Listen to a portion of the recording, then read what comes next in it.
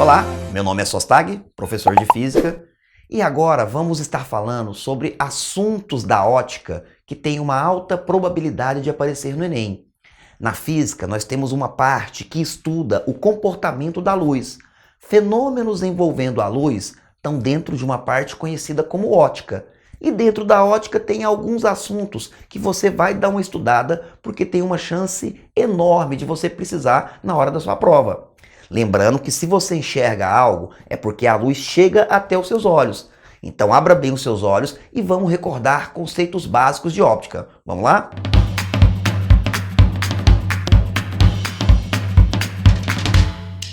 Primeiramente, tente entender que a luz ela possui um caráter dual. Como assim? Para a gente na física, tem experimentos que a gente faz com a luz que ela se comporta como onda. Faz coisas que só as ondas fazem. Coisas como difração, interferência, fenômenos relacionados a ondas. Agora, existem algumas situações onde a gente vê a luz tendo um caráter corpuscular. A luz fazendo bum, coisas que só as partículas fazem. Para a gente na física, a maioria dos fenômenos no seu dia a dia, você vai observar a luz tendo um caráter de onda, fazendo coisas que as ondas fazem. Mas em algumas situações, nós vemos a luz tendo um caráter corpuscular. Essa teoria que admite as duas possibilidades para a luz é conhecida como princípio da dualidade onda-partícula, também conhecida como princípio de de Broglie. Quando a gente observa a luz fazendo coisas que só as ondas fazem, por exemplo, quando uma onda bate numa superfície e entra, nós temos o fenômeno da refração. E refração aparece muito no Enem. Toda vez que uma onda troca de meio, ela sofre o fenômeno chamado de refração. Ela passa de um meio a outro. Quando a luz entra e muda de superfície, se ela entrar junto com a reta normal, ela não sofre mudança na sua trajetória. Agora, quando a luz entra numa trajetória oblíqua, fazendo um ângulo com a normal, a sua trajetória é alterada. Ela pode se aproximar ou se afastar da normal. A grandeza importante aí chama-se índice de refração, que nós chamamos pela letra N. O índice de refração, ele diz o quanto é duro, o quanto é difícil para a luz viajar em um meio. O índice de refração é definido por essa expressão. N, índice de refração, é igual a C sobre V. O C é a velocidade da luz no vácuo, a sua maior velocidade possível, e o V é a velocidade da luz no meio em questão. N é conhecido também como índice de refração absoluto, e ele nos diz o quanto é difícil para a luz viajar em um meio. Quando nós falamos, por exemplo, que um índice de refração de um material N é igual a 2, significa que dentro desse material a luz é 2 vezes mais lenta do que no vácuo, que é onde ela tem a sua maior velocidade possível. Agora, em situações onde a luz bate numa superfície, formando um ângulo com a normal e a sua trajetória é desviada, a lei de Snell e Descartes vai te informar qual é a mudança feita no ângulo. A lei de Snell diz que N1 vezes seno de I é igual a N2 vezes seno de R. É o famoso não sei ou não ser. Não sei ou não ser? É por causa do Snell, Descartes, filosofia. Resumindo, com a lei de Snell, você pode calcular o desvio sofrido pela luz em termos de ângulo.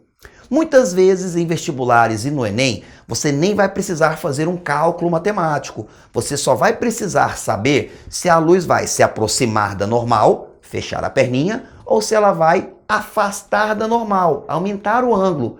E basicamente, é só você comparar os índices de refração. Toda vez que a luz passa de um material de N menor, um meio menos refringente, para um material de um N maior, um meio mais refringente, o que a gente observa é que ela aproxima-se da normal. Vulgarmente falando, quando a luz viaja em um material que é mole e, entre aspas, vai para o material que é duro, quando fica duro, a luz fecha a perninha, aproxima-se da normal. Quando ela passa do material de um N maior, o meio mais refringente, e vai para o material de N menor, o meio menos refringente, o que a gente observa é que ela vai abrir as perninhas, vai aumentar o ângulo, vai afastar-se da normal. Quando ela vai do material mais duro para o mais mole, ela acaba abrindo as perninhas. Como assim? Se fica duro, a luz fecha a perna. Se fica mole, ela abre a perna.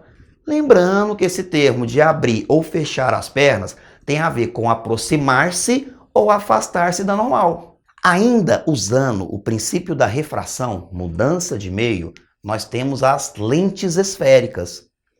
Basicamente, quando você pega um material transparente, um pedaço de vidro, um pedaço de plástico, e faz com que pelo menos uma de suas superfícies tenha um formato esférico, lembrando que a parte de dentro da esfera é uma superfície côncava e a parte de fora da esfera é uma superfície convexa. Então, quando você tem um material transparente, onde pelo menos uma das suas superfícies é esférica, nós teremos as lentes esféricas. E essas lentes basicamente têm dois fatores importantes. Muitas vezes a gente precisa de lentes que vão abrir a luz, as lentes divergentes. Outras vezes precisamos das lentes que fecham a luz, as lentes convergentes.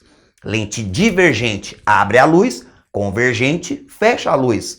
Tem muitos problemas de visão que o médico conserta, entre aspas, de uma forma muito simples, simplesmente desviando a luz antes que ela entre dentro dos seus olhos. Muitos problemas de visão, como miopia, hipermetropia, presbiopia e astigmatismo, são consertados usando lentes adequadas. Quem tem miopia, por exemplo, tem dificuldade para enxergar de longe. E o médico conserta colocando na frente dos seus olhos uma lente que abre a luz, uma lente divergente. As piadas da física são horrorosas, mas por que o míope não pode ir ao zoológico? Porque ele usa lente divergente.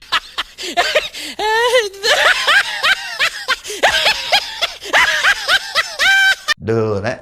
Agora, alguns problemas de visão, tem pessoas que têm dificuldade para enxergar de perto. Tem pessoas que vão crescendo e o cristalino, aquela lente que está dentro do seu olho, desenvolve mais rápido do que o seu globo ocular. Isso é conhecido como hipermetropia. É possível consertar esse problema colocando na frente de seus olhos uma lente que fecha a luz, uma lente convergente. Toda vez que você olha para longe, olha para perto, a musculatura dos seus olhos ela fica contraindo e descontraindo. E com o passar do tempo, quando você entrar na fase geriátrica da sua vida, a musculatura perde elasticidade e muita gente vai ter problema para enxergar de perto. Isso é conhecido como presbiopia, ou a famosa vista cansada, que também pode ser consertada utilizando uma lente que fecha a luz, uma lente convergente. Agora, a anomalia de visão mais comum e que aparece muito em vestibulares e no Enem é o astigmatismo, um problema na córnea, uma espécie de uma lente de contato que fica na frente dos seus olhos. Quem tem problema de astigmatismo, às vezes vê a imagem borrada para o lado direito ou para o lado esquerdo. E isso acontece tanto olhando para longe quanto para perto. Para consertar o problema de astigmatismo, nós usamos as lentes cilíndricas.